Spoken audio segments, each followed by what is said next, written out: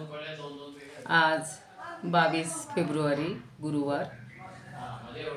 आज 14व्या श्लोकापासून सुरुवात करतोय. वसुदेव सुतं देवं कंसचाणूरमर्दनं देवकी परमानंदं कृष्णं वंदे जगद्गुरुं. गुरुर्ब्रह्मा गुरुर्विष्णुः गुरुर्देवो महेश्वरः गुरुः साक्षात् परब्रह्म तस्मै श्री गुरवे नमः. शांताकारं भुजगशयनं पद्मनाभं सुरेशं विश्वाधारं गगनसदृशं मेघवर्णं शुभांगं लक्ष्मीकान्तं कमलनयनं योगिभिर्ध्यानगम्यं वन्दे विष्णुं भवभयहरं सर्वलोकैकनाथं. यं ब्रह्मा वरुणेन्द्र रुद्रमरुतस्तुन्वन्ति दिव्यैस्तवैः वेदैः साङ्गपदक्रमोपनिषदैः गायन्ति यं सामगाः. ध्यानावस्थितसद्गतेन मनसा पश्यन्ति यं योगिनो यस्यान्तन्न विदुःसुरासुरगणा. देवाय तस्मै नमः. देवाय तस्मै नमः. जय श्रीकृष्ण. सर्व श्रोत्यांना आणि भगवद्गीता भक्तांना सादर वंदन. 13व्या अध्यायातला 13वा श्लोक झाला होता काल. या भगवंताला सर्व बाजूंनी हातपाय असलेलं, सर्व बाजूंनी डोळे डोकी तोंड असलेले आणि सर्व बाजूंनी श्रुती म्हणजे कान असलेले आहे. आणि ते सर्व विश्वाला ते परमतत्व किंवा परमात्मा व्यापून राहिलेला आहे.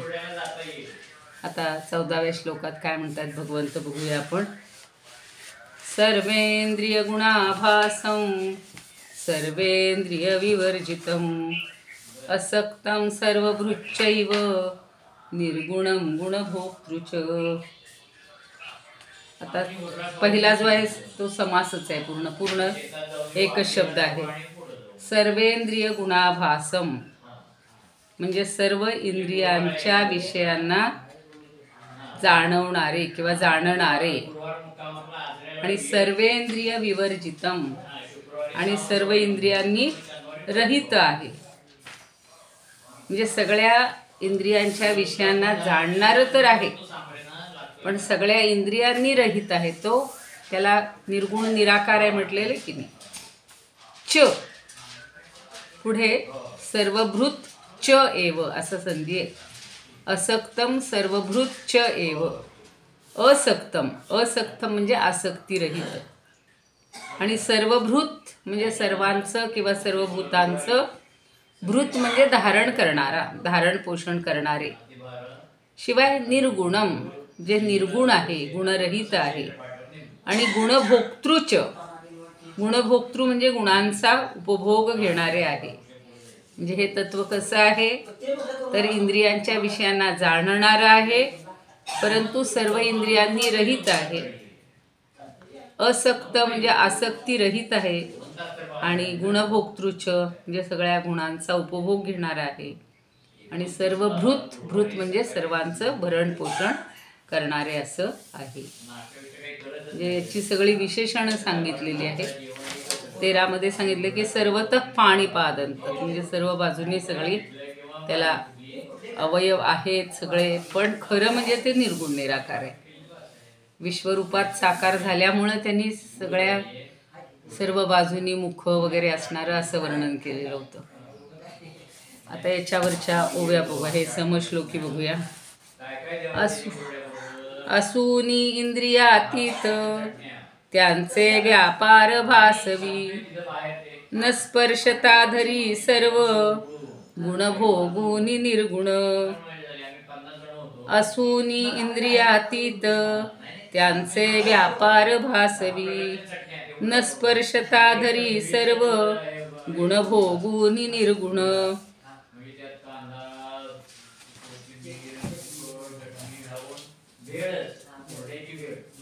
जरा आवाज हळू केला तर बरोबर. 1 मिनिट बोलणार.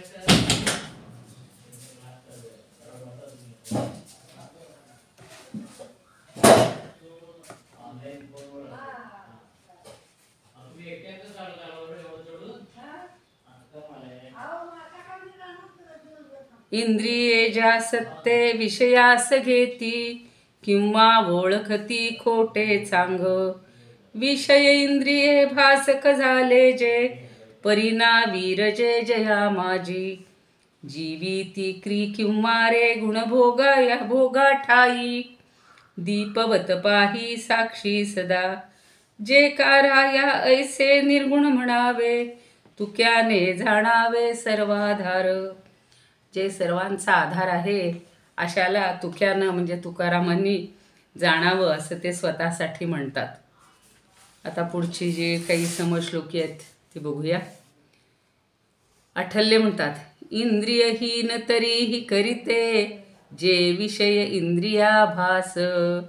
इंद्रियहीन तरीही करीते, जे विषय इंद्रियाभास. सर्वाधार असक्त ही भोगी, निर्गुण असून गुणरास. सर्वाधार असक्त ही भोगी, निर्गुण असून गुणरास. मिरजकर, इंद्रिये नसुनी सर्व, भासती यामध्ये गुण. सर्वांपोषी असक्तत्वे, गुण जाणोनी निर्गुण. सर्वांचं पोषण तर करतोय पण असक्त आहे. आपलं मात्र उलट असतं. आपण सगळ्यांचं लहानांचं भरण पोषण करतो, पण त्यामध्ये मीपणा असतो आणि सगळ्यामध्ये आसक्ती असते. पण हा मात्र असक्त आहे. सर्वाधार अलिप्त जे, गुण भोगूनी निर्गुण. भारती म्हणतात, सकलेंद्रिय गुणविरहित, आभास परी शरीर व्यतिरिक्त. सकलेंद्रिय गुणविरहित, आभास परी शरीर व्यतिरिक्त. सकलाधारच निर्गुण, आधार न त्यास ते गुणासक्त. सकलाधारच निर्गुण, आधार त्यास न त्यास ते गुणासक्त. खरं ते सगळ्यांना आधार देणार आहे, परंतु तरीसुद्धा ते निर्गुण आहे आणि ते गुणांमध्ये मात्र आसक्त आहे. म्हणजे गुणांमध्ये त्रिगुणांमध्ये पडल्यामुळं त्याला ते सगळं भोगावं लागतं असंही म्हटलं आहे. शंकराचार्य काय म्हणतात बघा. हे जे ज्ञेय आहे, काल पाहिलं आपण ज्ञेयस सविज्ञेयम, तर ज्ञेयस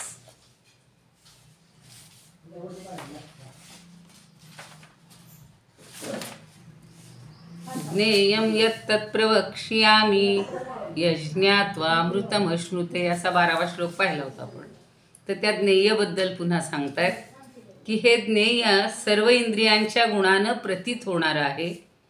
त्या ठिकाणी कान वगैरे ज्ञानेंद्रिये, वाणी इत्यादी कर्मेंद्रिये, मन आणि बुद्धी हे अंतःकरणाचे 2 आणि सर्व इंद्रियांना ज्यांच्या नावाने गृहीत धरलं जातं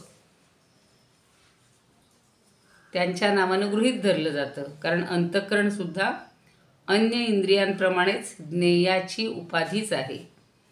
श्रोत्रादिकांची उपाधी ही अंतःकरणाच्या उपाधीद्वारे प्रत्ययाला येते. म्हणून असं म्हणायचं आहे की उपाधिरूप अंतःकरण बाह्येंद्रिय आणि सर्व इंद्रियांचे निश्चय, संकल्प, श्रवण, भाषण हे जे आहेत त्यांच्या योगाने इंद्रियांच्या क्रिया होतात, म्हणून त्याला क्रियावान असं म्हटलेलं आहे. आता एक बृहदारण्यक उपनिषदातली श्रुती आहे, ध्यायतीव लेलायतीव, म्हणजे तो ध्यान करत आहे पण लोलायतीव म्हणजे हालचाल करीत आहे. या श्रुती वचनाप्रमाणे सुद्धा असं सिद्ध होतं की या ज्ञेयाला तो स्वतः कर्म करणार आहे असं का समजलं जात नाही. तर त्याला एक उत्तर दिले की हे ज्ञेय सर्व इंद्रिय विरहित आहे, म्हणजे इंद्रिय त्याला नाही येत, म्हणून ते इंद्रियांच्या हालचालीमुळं स्वतः हालचाल न करणारे आहे. श्वेताश्वतर उपनिषदात म्हणले, अपाणिपादो जवनो गृहीता पश्यत्य चक्षुष शृणोत्य कर्णः, म्हणजे शृणोती पण अकर्णः, तो ऐकतोय पण कानाशिवाय ऐकतो. हातपाय नसताना चालतो. ग्रहिता म्हणजे ग्रहण करतो आणि डोळ्यांशिवाय पाहतो आणि कानांशिवाय ऐकतो. असा जो मंत्र आहे त्याचा अभिप्राय स्पष्ट करण्यासाठी ते ज्ञेय सर्व इंद्रियरूप उपाधींच्या गुणाप्रमाणे अनुरूपता प्राप्त करण्यास समर्थ आहे. गमनादी क्रियांनी युक्त आहे असं सांगण्यासाठी हा मंत्र नाही. म्हणजे ते सगळ्यांना धारण करणारे, सद्बुद्धी सर्व व्याप्त आहे म्हणून सर्वांचं अधिष्ठान आहे. पण जसं मृगतृष्णिका म्हणजे मृगतृष्णा, मृगजळ हा भास असतो की नाही, त्याला खरं अधिष्ठान नाही आहे, तसं हे ज्ञेय जे आहे ते सर्वांना धारण करणारं आहे. ज्ञेयाच्या सत्तेचं प्रतिपादन करणारं दुसरंही साधन आहे. ते ज्ञेय निर्गुण म्हणजे सत्व रज तम या गुणांच्या पलीकडं असून सुद्धा गुणांचा भोगता आहे. म्हणजेच ते ज्ञेय सुख दुःख मोह रूपाने परिणत असलेल्या 3 गुणांच्या शब्दादीद्वारा भोग निर्माण करणारे आहे, म्हणजे भोग उपलब्ध करणारे आहे. आता हे सगळं जरा कदाचित गोंधळात टाकणारं वाटतं की परस्पर विरोधी ही सगळी रचना आहे. आणि असं त्याला का बरं म्हटलं आहे की सर्वेंद्रिय गुणाभासम सर्वेंद्रिय विवर्जितम. तर त्याचं आपण काही उदाहरणातून थोडंसं बघूया. एक व्यवहारातली उदाहरणं थोडीशी सांगते, म्हणजे हे सगळ्यात असूनही कसं अलिप्त आहे त्याच्याबद्दल. आता ह्या भगवंतानी खरं म्हणजे काय म्हणतात, ब्रह्मदेवानी त्याला एकटेपणाचा कंटाळा आला आणि म्हणून त्यांनी हे ब्रह्मरूपाला अनेक रूपांनी नटण्याची इच्छा झाली.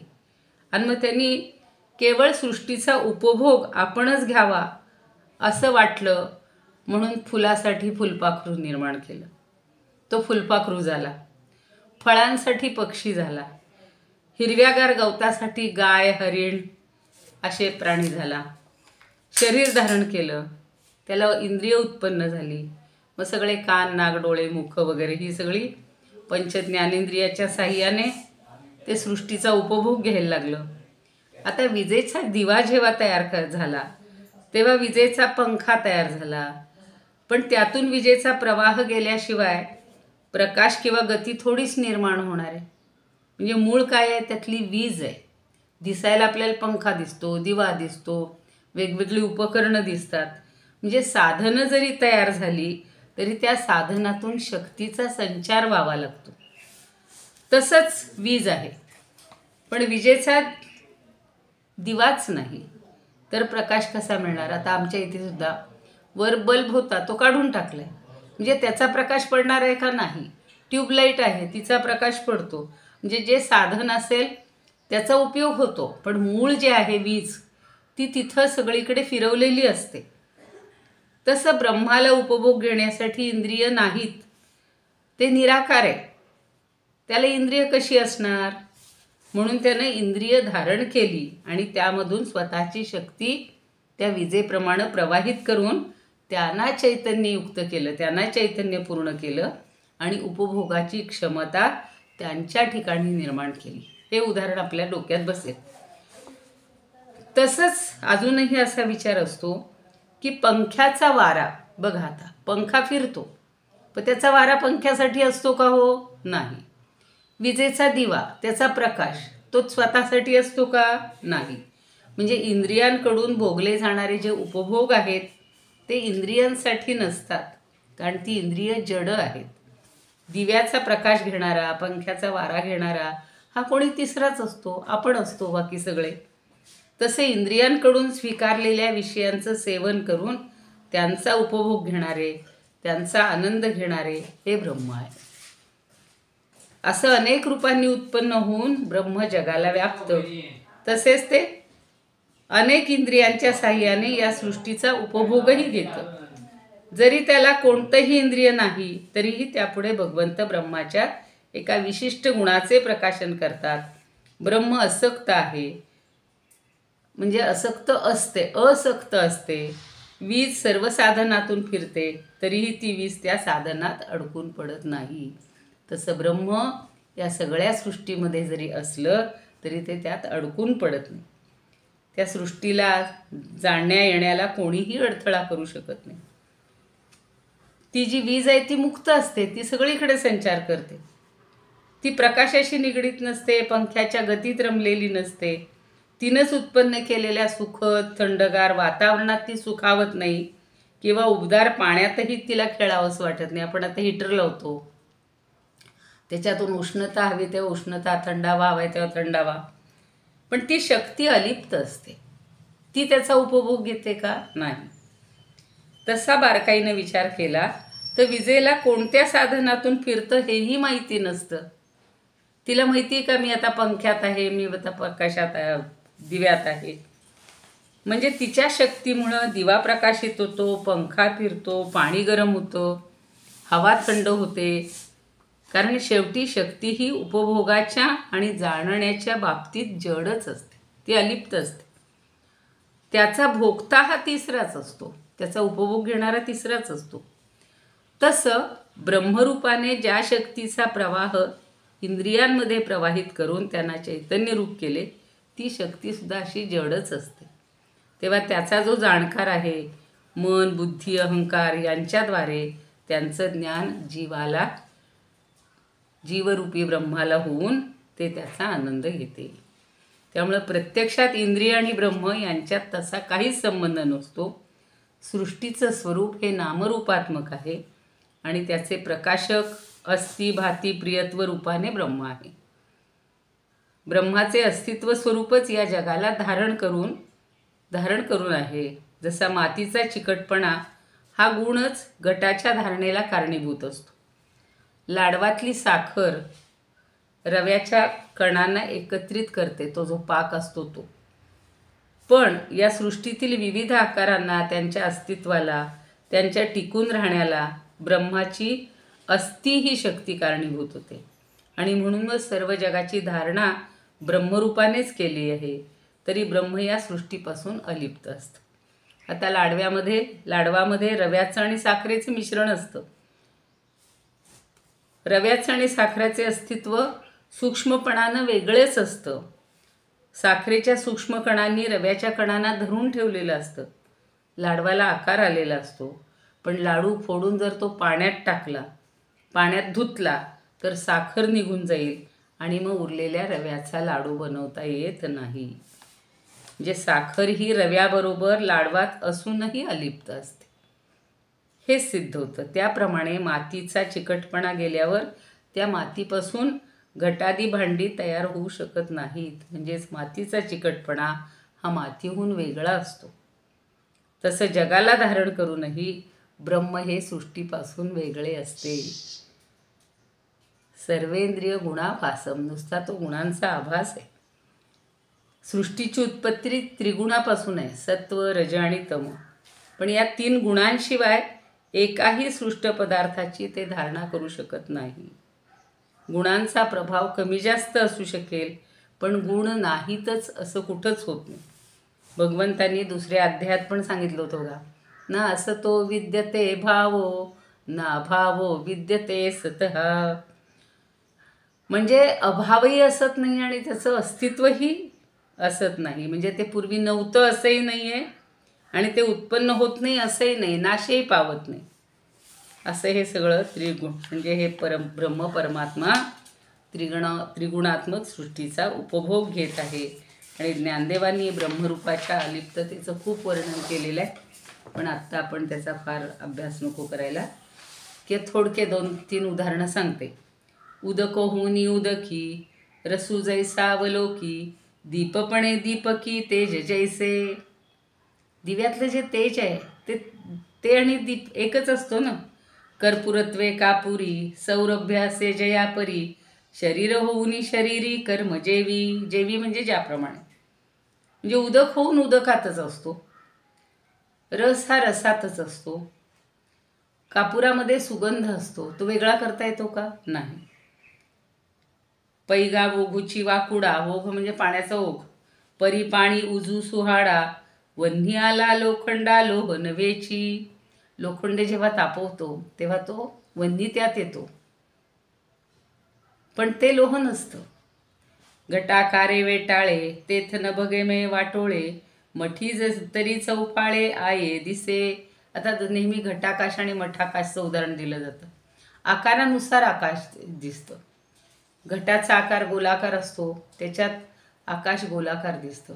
आणि मठ म्हणजे एखादं घर तर समजा चौकोनी आहे, तर त्याच्यातलं आकाश हे चौकोनी आकाराचं दिसतं. या उघड मराठिया ते वेगळे धनंजया, जाण गुण इंद्रिया पासोनिया. म्हणजे हे सगळं जे आहे हे आपल्याला फक्त त्याच्या आकारामुळं सगळं वेगळं भासतं. मूळ मात्र एकच असतं आकाश. तसं मूळ सोनं एकच असतं, पण त्याचे आपण वेगवेगळे दागिने करतो म्हणून त्याला आकार वेगळा येतो.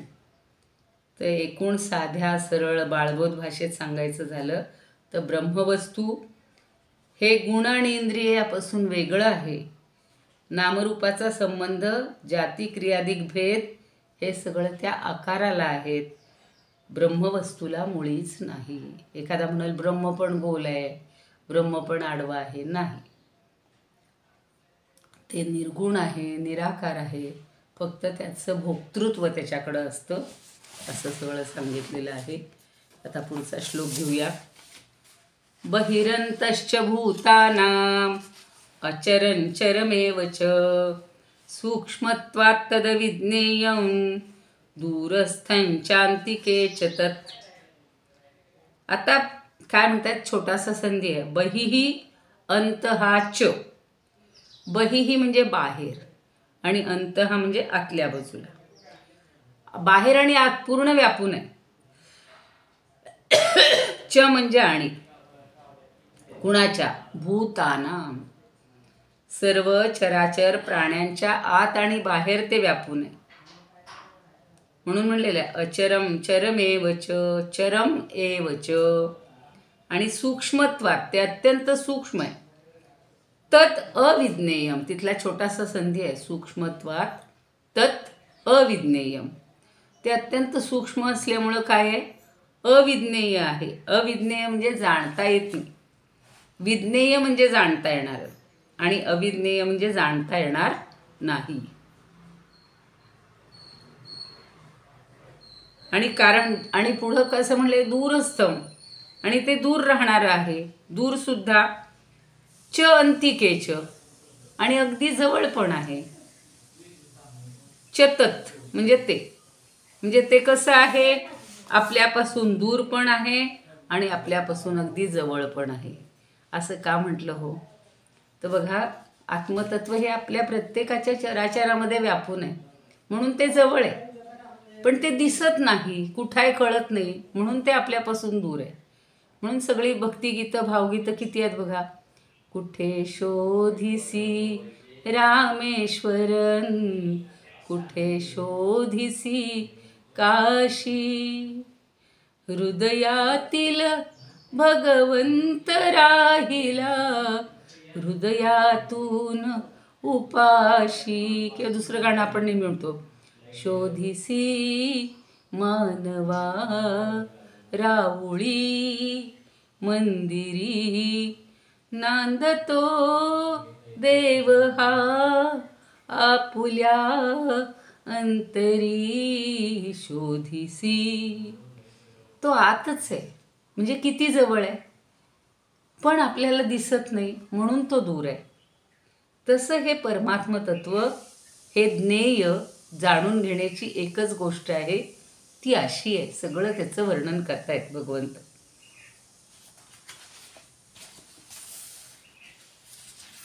त्याची समश्लोकी बघूया. जे एक आत बाहेर, जे एकची चराचर, असूनी जवळी दूर, सूक्ष्मत्वे नेणवेची जे. ब्रह्मंतरंग सर्वभूता लागी, वायुनभ अंगी व्यापकत्वे, स्थावर जंगम तेणे न्याये वागे, शून्य तरी जागे सर्व काळ, अतींद्रियपणे आकळे योगींद्रा, दुरी जे का इंद्रा सन्निधते, तेथे तो घेणारा निवडित तुका, जोका झाला असका निका मुका. तो जसा काही मुका असल्यासारखा आहे. आता काशीनाथ स्वामी म्हणतात, जे आत बाहिर अनुस्थित या भूतांसी, जे आत बाहेर अनुस्युत या भूतांसी व्यापुनी नांदत असे सचराचरासी अत्यंत सूक्ष्म म्हणून न कळे जनासी दूरस्थ ते परिसमीप विवेकियांसी जे आत बाहिर अनुस्युत या भूतांसी व्यापूनी नांदत असे सचराचरासी. काशीनाथ स्वामी म्हणलं होतं की खरं ते आत आणि बाहेर भूतांशी जोडलेलं आहे, व्यापून आहे आणि सगळ्या चराचरामध्ये नांदत आहे. आता आठल्य म्हणतात केरळचे. व्यापूनिया अचरकी चर सर्व भूते बाहेर आत सगळे भरुनी राहते ते सूक्ष्म फार म्हणून नकळे कदापि जे दूरही जवळही असते तथापि. तथ्य म्हणतात सबाह्यांतरी सर्व भूतात आहे सबाह्यांतरी सर्व भूतात आहे जडत्वे चरत्वे हिनतेस राहत आहे अविज्ञेयते सूक्ष्म आहे म्हणून तसे स्वांतरी वसे स्वांतरी दूरतेही असोनी. देशपांडे म्हणतात सर्व भूतांतरी बाहिरही असे ते चराचर सर्वही होऊनी असे ते सूक्ष्म अति म्हणून अविज्ञेय आहे दूर तैसे अति निकटतेची आहे. ते अगदी दूर आहे तसंच ते अगदी निकट देखील आहे. म्हणजे इतकं जवळ आहे तेवढंच दूरही आहे. आता आत्मभावामुळं शंकराचार्य म्हणतात शरीराच्या मर्यादा कातडीपर्यंत आहेत असं समजून ज्ञेय याच्या बाहेर असं मानणं हे अज्ञान आहे. म्हणजे आपल्याला देहाचंच सगळं भान असतं ना, म्हणजे ते अज्ञान आहे. हे बाहेर आहे असं आपण मानतो आत्मतत्व आणि अंतरात्म्याचं लक्ष करून शरीर ही मर्यादा आहे असं समजून ज्ञेय दोहोंच्या मध्ये आहे असं सांगितलं जातं. म्हणजे आतही आहे आणि बाहेरही आहे, सर्व व्यापक आहे असं म्हणण्यामुळं मध्यभागात त्याचा अभाव आहे का, पण चराचरात कणाकणात ते व्यापून राहिलेले. म्हणून असं म्हणतात की चर म्हणजे जंगम हालचाल करणारे आणि अचर म्हणजे स्थावर. तर स्थावर रूप देखील तेच आहे. म्हणजे दोरीवर सापाचा भास व्हावा त्याप्रमाणे प्रत्ययाला येणारे चर आणि अचर हे रूप आहे, ते शरीराचा आभास आहे. ते देखील ज्ञेयाचंच रूप आहे. चर आणि अचर स्वरूप सर्व विषयाचा विषय म्हणजे ज्ञेयच आहे. आणि मग ते असं आहे हे आहे या प्रकारानं सर्वांना का बरं ज्ञात होत नाही. तर ते सगळं ठीक आहे पण सर्व दृश्य त्याचंच रूप आहे. ते आकाशाप्रमाणे अतिसूक्ष्म आहे आणि आत्मरूप या अर्थानं ते अत्यंत सूक्ष्म असून अज्ञानी लोकांना समजणं कठीण आहे. कारण सगळ्या उपनिषदांमध्ये त्याचं वर्णन आहे. आत्मा वा एव इदम सर्वम छांदोग्य उपनिषद म्हणतं किंवा ब्रह्म एवम एव वेदम ब्रह्मैव इदम सर्वम म्हणजे सगळं काही ब्रह्मच आहे. अशी सगळी जी वर्णनं आहेत बृहदारण्यक छांदोग्य किंवा सगळ्या उपनिषदांमध्ये, तर ह्या सगळ्या वर्णनाप्रमाणे हे ज्ञेय अज्ञात आहे. खरं ते जाणून घेतलं पाहिजे पण आपल्याला माहिती नाही आणि सहस्र कोटी वर्षापर्यंत सुद्धा ते प्राप्त होत नाही. म्हणून जे लोक अज्ञानी आहेत त्यांना ते अत्यंत दूर आहे. पण आत्मज्ञानी लोकांचा तो आत्माच आहे आणि तो तर त्यांच्या अगदी निकट आहे. त्यांना ते म्हणून त्याला स्वरूप ज्ञान म्हणलेलं आहे की आपल्याच ठिकाणचं ते रूप आहे, स्वरूप आहे, स्वतःचं रूप आहे. आणि ते झालं की आपल्यापासून ते भिन्न नाही, आपल्यापासून दूर नाही. पण ते ज्ञान होत नाही तोपर्यंत आपल्याला दूर होतं वाटतं आणि म्हणून आपण भरकटत फिरभिरत या तीर्थक्षेत्री त्या तीर्थक्षेत्री या देवाला त्या देवाला वेगवेगळ्या रूपामध्ये पाहत असतो. पण त्याचा जो आत्मा आहे, परमात्मा आहे, परमतत्व आहे हे आपल्याबरोबरच आहे. हे आपल्याला अजून समजत नाही आणि म्हणून माणूस इकडे तिकडे फिरत फिरत राहतो. म्हणजे तो मुळात आपल्याच ठिकाणी नांदत आहे, आपल्याच ठिकाणी राहत आहे, हे आपल्याला समजत नाही.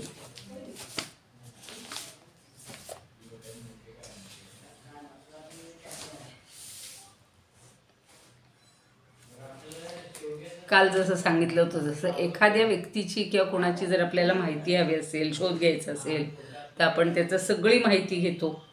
त्यांचा व्यवसाय काय, उद्योग काय करतात, राहतात कुठं, त्यांचं एखादं फोटो द्या म्हणतात आमच्याबरोबर, त्यांचा पत्ता द्या, त्यांचं रंगरूप सांगा, उंची सांगा, मग नोकरी कुठे करतात त्याचा पत्ता द्या, त्यांचे नातेवाईक, त्यांच्या सवयी सगळं सांगा.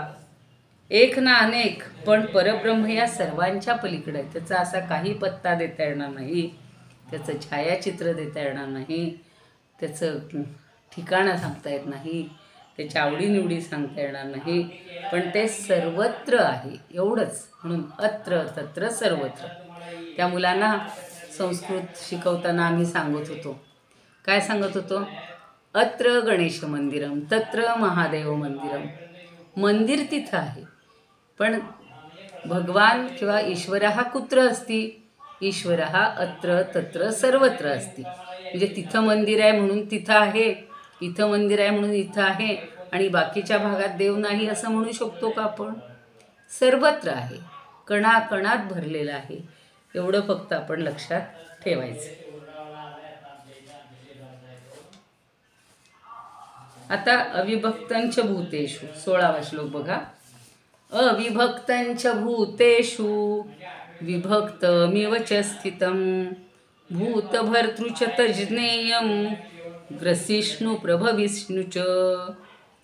म्हणजेच ते कसं आहे? अविभक्त आहे. विभक्त म्हणजे वेगळं, विभागरहित, म्हणून अविभक्त म्हणले. आता जशी बघा, पूर्वी अविभक्त कुटुंब पद्धती म्हणजे एकत्र कुटुंब पद्धती होती. आता विभक्त, मुलं वेगळी, आई वडील वेगळे, भाऊ वेगळे, बहिणी वेगळ्या, सगळ्यांची घरं वेगळी वेगळी, ते विभक्त. पण इथं कसं आहे? अविभक्त. भूतेषु, सगळ्या भूतांमध्ये, सगळ्या प्राणीमात्रामध्ये. त्या मुंगीमध्ये नाही आहे का परमतत्व आहे? हत्तीमध्ये नाही आहे का हत्तीमध्ये आहे? सिंहामध्ये आहे का आहे? पानामध्ये आहे का आहे? देठामध्ये आहे का आहे? गंधामध्ये आहे का आहे? वाऱ्यामध्ये आहे का आहे? म्हणजे ते विभक्तम इव स्थितम, पण ते विभक्त असल्यासारखं जाणवतं. म्हणजे खरं त्याला विभाग नाही आहे, वेगळेपणा नाही आहे, पण प्रत्येक घटात ते वेगवेगळं असल्यासारखं दिसतं. म्हणून छान आहे बघा, ते गाणं मागेही मी सांगितलं होतं. घटाघटांचे रूप आगळे, प्रत्येकाचे दैव वेगळे, तुझ्या विना ते कोणा नकळे, मुखी कुणाच्या पडते लोणी, कुणामुखी अंगार, तू वेडा कुंभार. अहो, विठ्ठलाला वेडा कुंभार म्हटलेले आहे. तर ते कसं आहे? विभक्त असल्याप्रमाणे स्थितम म्हणजे स्थित आहे असं दिसतं. चतज्ञेयम, पण तेच जाणून घेण्यासाठी योग्य आहे. आणि भूतभर्तृ, भूतभर्तृ म्हणजे सगळ्या भूतांचं धारण पोषण करणारं आहे किंवा करणारा आहे असं या परमात्म्याला म्हटलेलं आहे. 16व्या श्लोकाचं अधिक विवरण किंवा अधिक जे काही आपल्याला पाहायचे ते आपण उद्या बघू. म्हणजे थोडक्यात काय की तो परमात्मा अविभक्त आहे, विभागरहित असून एकरूप आहे. आकाशासारखा परिपूर्ण असूनही चराचर संपूर्ण भूतांमध्ये तो वेगळा असल्यासारखा भासतो. तसाच तो जाणण्याजोगा असून सगळ्या भूतमात्रांचं धारणपोषण करतो. आणि रुद्ररूपाने ग्रसिष्णू प्रभविष्णूचे ह्या ओळी राहिल्या सांगायच्या. ग्रसिष्णू म्हणजे रुद्ररूपानं संहार करणारे, ग्रासून टाकणारे, सगळ्याचा एक ग्रस म्हणजे ग्रास, एक घास करतो. आणि प्रभविष्णू म्हणजे पुन्हा निर्माण करतो. ब्रह्मदेवाच्या रूपात तो पुन्हा सगळ्यांना उत्पन्न करणारा आहे. म्हणजे स्थिती करणारा तोच आहे, संहार करणारा तोच आहे, आणि निर्मिती करणारा सुद्धा तोच आहे. याच्याबद्दल अधिक सविस्तर आपण उद्या बघूया. योगेशं सच्चिदानंदं वासुदेवं व्रजप्रियं धर्मसंस्थापकं वीरं कृष्णं वन्दे जगद्गुरुं कृष्णाय वासुदेवाय हरये परमात्मने प्रणतः क्लेशनाशाय गोविन्दाय नमो नमः। ॐ पूर्णमदः पूर्णमिदं पूर्णात् पूर्णमुदच्यते पूर्णस्य पूर्णमादाय पूर्णमेवावशिष्यते। ॐ शान्ति शान्ति शान्ति।